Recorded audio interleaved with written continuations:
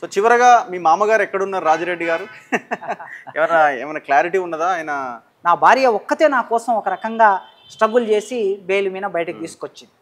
ఆ సందర్భంలో నేను బయటకు వచ్చినాక ఎలా ఉన్నారు, ఏం జరిగిందని ఒక ఉత్తరం రాస్తాడని అనుకున్నా. నేను ఎవరి ద్వారా ఒక ఉత్తరం వస్తుందో అనుకున్నా.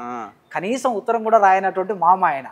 అందుకోసం అంటే అఫ్కోర్స్ ఆయన టెక్నికాలిటీస్ కుటుంబం విషయంలో నా వలన కుటుంబానికి ఎలాంటి ఇబ్బంది కలగకూడదు, కుటుంబం వలన నాకు ఎలాంటి ఇబ్బంది కలగకూడదు అని అంత మెయింటైన్ చేసే మనిషి ఆయన.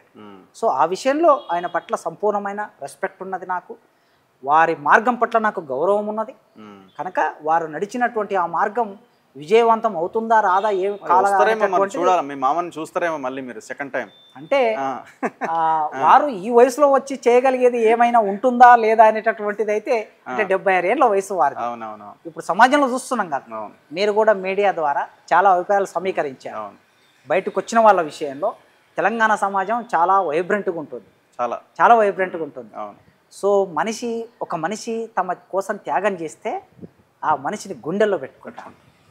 తమ కోసం త్యాగం చేస్తున్నాడు, పని చేస్తున్నాడు అనే మనిషి కోసం పోలీసులు ఎంత ఇబ్బంది పెట్టినా, కేసులు పెట్టినా, జైల్లో పెట్టినా, రాత్రుల్లో తీసుకెళ్లి అన్నం పెట్టి వాళ్ళని రక్షించుకున్నారు.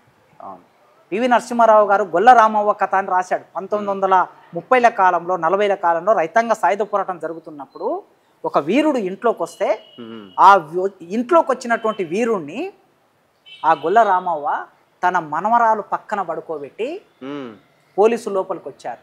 వస్తే అయ్యా మొన్ననే పెళ్ళి అయ్యింది, ఈమె నా మనవరాలు, ఈయన నా మనవడు, నా మనవరాలను పెళ్లి చేసుకున్నాడని ఒక వీరుని రక్షించినటువంటి కథ గొల్లరామవ్వ కథ. పివి నరసింహారావు రాశాడు ఆ కథని. అలాంటి గొప్ప సమాజం అండి తెలంగాణ సమాజం, అపురూపమైన సమాజం. ఈ సమాజంలో మీరు నేను పుట్టినందుకు మనం గర్వపడాలి.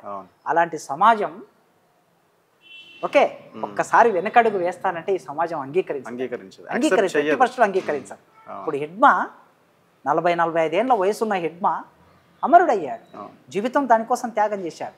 ఆ శవం అక్కడికి వెళితే అంతమంది సెక్యూరిటీ ఉన్నా కూడా లెక్క చేయకుండా ఉసిళ్ళ పుట్టలాగా వీళ్ళు వచ్చారా లేదా జనాలు వచ్చారు ఆ మనిషి కోసం.